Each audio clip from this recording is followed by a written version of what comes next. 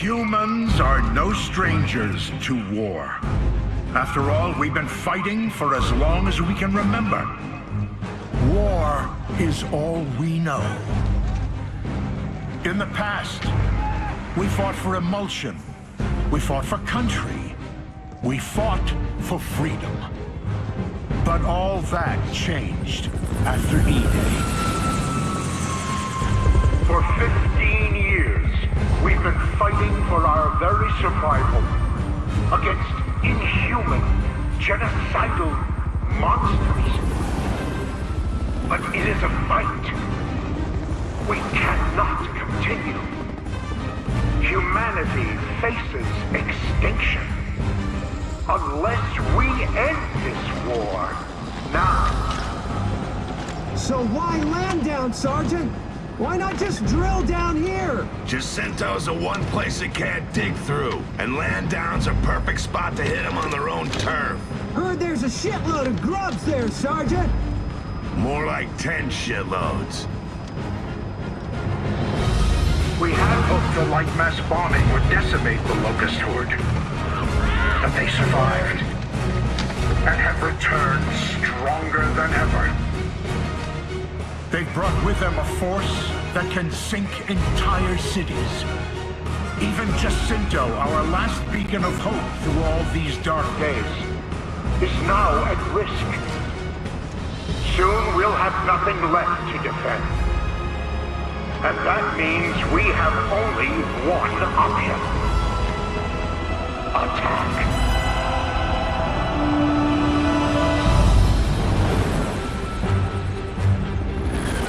Gears, what I ask of you now is not an easy thing, but it is necessary. If we are to survive, if we are to live long enough to see the seasons pass, our children grow, and experience a time of peace that we have never known, we must now take this fight to the Locust. We will go to where they live and where they breed, and we will destroy them. This is the day we take the battle to the heart of the enemy. This is the day that we correct the course of human history. This is the day we ensure our survival as a species. Soldiers of the cog, my fellow Gears, go forth and bring back the hope of humanity!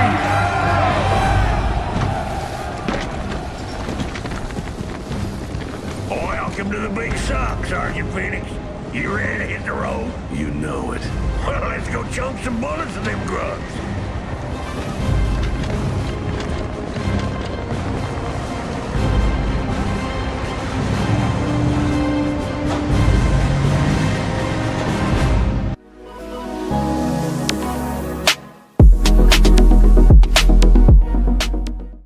Yo, how's it going, guys? It's Abs here, and welcome back to another Gears of War 10 Facts episode. So this is episode 13 in the series, and in this episode I'm going to be giving you 10 facts about Chairman Richard Prescott.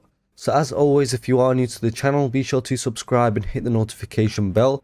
That way you don't miss a single video. And yeah, let's dive straight into it. So fact number 1, Prescott grew up in a political dynasty, and as a child, he watched both his grandfather and father, Chairman David Prescott, guide Sarah and lead the coalition of ordered governments through the Pendulum Wars. And his father, David Prescott, was a politician like his father before him, and his son, Richard Prescott, after him. Like them, he led Sarah during some of the planet's darkest times, and he died before his son Richard became chairman during the Locust War. Fact number 2, as a teenager, Richard Prescott joined the Cog Army during the Pendulum Wars.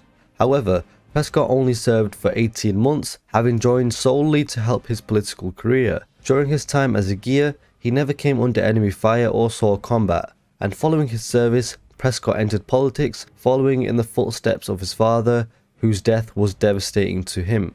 Fact number 3, near the end of the Pendulum Wars, Prescott was the deputy chairman of the COG, with Thomas Dale serving as the chairman. Only a few weeks after the Pendulum Wars ended in a COG victory, the Locust emerged and began rampaging across Sierra, overrunning nations and defeating a majority of the COG's military. And after 10 months of fighting, Dale died of a heart attack and Prescott became the chairman of the COG. But Prescott was worried that his father wouldn't have approved of him gaining the position through succession instead of being elected, but Prescott was determined to do the best he could, and Prescott was briefed by Chief of the COG Defense Staff General Badri Salaman and told that they had no way to stop the Locust. They had no clue about what they wanted, and he told Prescott they had no way to negotiate with them, and that they were not an enemy they could fight, but a monster. Fact number 4, due to his dedication to the coalition, Prescott is known to be available at any time, day or night. Prescott would do anything for the COG, even sacrificing the few for the many. He regrets unleashing the Hammer of Dawn in order to defeat the Locust Horde, but understands it was the only way the human race would survive. Fact number 5, some of his methods cross both moral and ethical lines, including his breeding farms and the forced rape of women to boost human numbers. Some people questioned how Prescott received his military medals, even though he had a very short tour of duty in the service. Fact number 6, Hoffman and Prescott would often bicker over classified information, including New Hope and Vectis Naval Base, which the chairman neglected to tell Hoffman about until he felt needed to know. So Prescott, he wouldn't even tell Hoffman, the colonel of the military, regarding so much classified information. And Prescott would eventually have a fallout with Hoffman over Hoffman stealing A2897 from Prescott's desk after the Lambent attack on New Jacinto.